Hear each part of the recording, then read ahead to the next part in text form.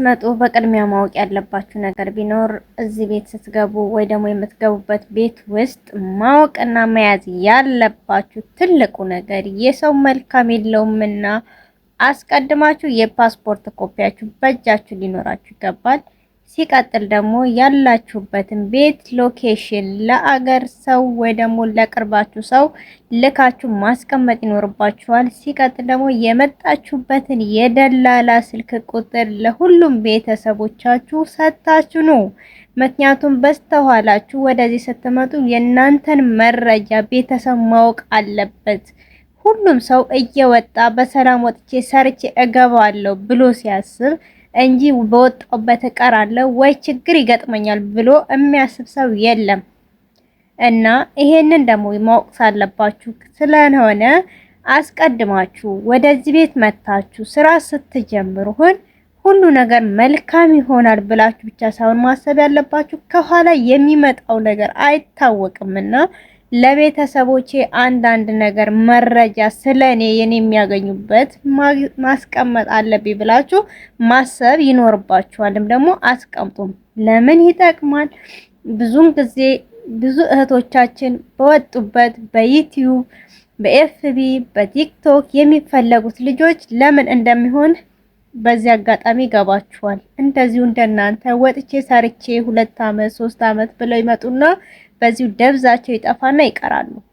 በዛን አጋጣሚ እነኚህ ልጆች ያያችሁ እየተባለ ይፈልጋል። ግን መረጃ ሰጥተው ቢሆን ኖሮ በዛ መረጃ ተፈላልገው ይገኙ ነበር በቀላሉና እናንተም ዛሬ እንዳትሸወዱ የቤት ቁጥር፣ ፓስፖርታችሁን እና የመጣችሁበትን የቤት አቅጣጫ ለምታውቁት ሰው ለቅርብ ሰው ልካችሁ እነሱ ጋር ይቀመጥ። የሰዎቻችሁ ስልክ ቁጥር ጭምር ማለት ነው። ይሄን አስቀምጡ። እኔ በራሴ ላይ ለደረሰብኝ ነገር ልንገራችሁ።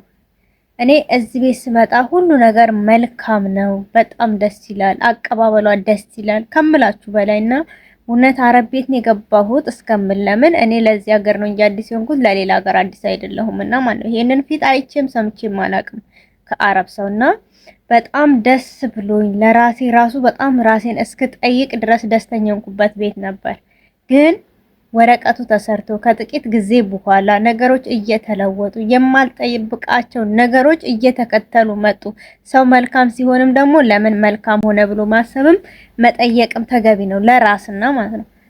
እኔ ይሄ ችግር እየተጫነብኝ ሲሄድ በዛ ሰዓት ምንድነው ምንም ነገር የለኝም። አንደኛ የሰዎቹ ስልክ ቁጥር የለኝም፣ ፓስፖርት ኮፒ የለኝም፣ ራሴን የማወጣበት መንገድ ምንም አይነት መንገድ የለም። ለምን ይሄ ነው ብዬ ብል በዛ ሰዓት ደላለዋም ብዙም ነገር አትለንም። ለምን ቢሮ ላይ በጣም ብዙ ሰው ነበራት። እንዳሁኑ ቢሆን እሷ ራሱ እያፈላለገች ነበር የምትወስደኝ። ያኔ ቮይስ ስናስቀምጥላት መልስ አትሰጠንም። አንዳንድ ነገር ስናስቀምጥ ምንም አይነት ምክንያት አትሰጠንም። የማይገባንን ስራ እየሰራን ነው ስንላት ምንም አይነት ለኛ ኮንፊደንስም ሆነ ለኛ ምንም አይነት ቦታ የላትም። የምሬ ነው ማለት ምንም አይነት ቦታ እኔ አልቅሼ ቮይስ አስቀምጬላት አላየችውም ከነ ማለት ነው። እንደደረሳት እንዳየችው እያሳየ መልስ የሚባል አልሰጠችኝም። በጣም ነው የሚገርመው። ለምን እነሱ ሰው ሲበዛባቸው የገቡትን ልጆች ማስወጣትም እነሱ ኬር ብሎ ማየትም ምን እንደሚደርስባቸው አደጋ ቢደርስባቸው አይመለከታቸውም።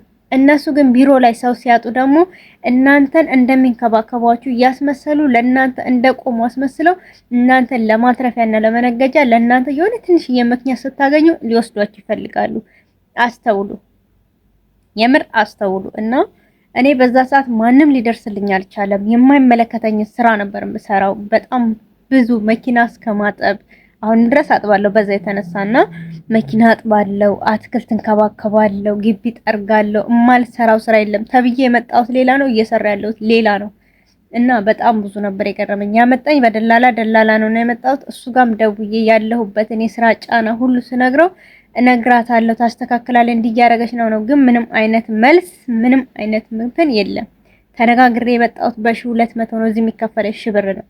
ግን እዚህ ደረጃ እስከንደርስ ማንም አይቆምልንም። ይሄ ሁሉ ግን የሆነው በራሴ ምክንያት ነው ብዬ ነው የማስበው። ለምን የፓስፖርት ኮፒ የለኝም፣ የሰዎቹ ስልክ ቁጥር የለኝም። አሁንም የውክልና የሆነልኝ ሰውዬ ቁጥር አሁን በቅርብ ነው ያገኘሁት። ግዴታ የሱ ቁጥር ያስፈልገኛል ሌበር ኦፊስ ደውዬ ለመክሰስ ማለት ነው።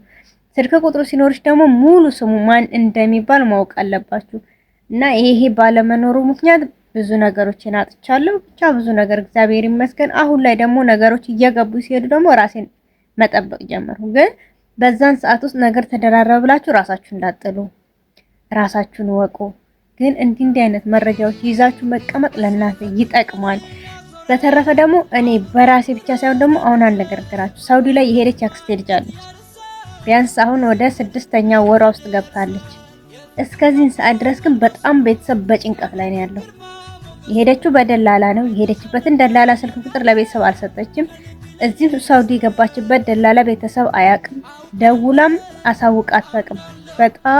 በጣም ብዙ ችግር ላይ ነው ያሉት እና ይሄ ሁሉ ለምን ሆነ ምን ለምንስ እንዲህ ደረጃ ደረሰ ተብሎ ሲባል መረጃ ስላልሰጠች ነው።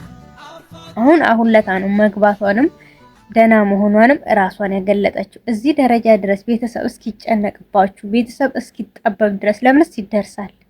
ለምንስ በዚህ ልክ ሁሉ ነገር ራሳችን ላይ በራሳችን እንጥላለን?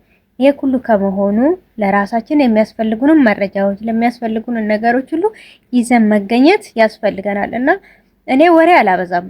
አንዳንድ ነገሮች ሳስቀምጥላችሁ በነገራችን ላይ አስተውሎ ለሰማው ይጠቅማል። አስተውሎ ላልሰማውና በተለይ እዚህ ሀገር ለለመደ የውጭ ሀገር የስደትን ኑሮ ለሚያውቀው ቀልድ ነው የሚመስለው። ግን አስተውላችሁ ስሙት። በተለይ አዳዲስ ልጆች ይጠቅማችኋል ብዬ አስባለሁ። እና ከወደዳችሁት ሀሳቤን ላይክ፣ ሼር እና ሰብስክራይብ አድርጉኝ። እኔ ወዳችኋለሁ። ግን አዳዲስ ጥያቄዎች ካላችሁ በኮሜንት ታስቀምጡልኝ ደስ ይለኛል። አዳዲስ ነገሮችም ካሉ እኔም የማውቃቸውን አካፍላችኋለሁ። ከዚህ በላይ ልቀርጽ አልቻልኩም። ሴትዬ መታብኝ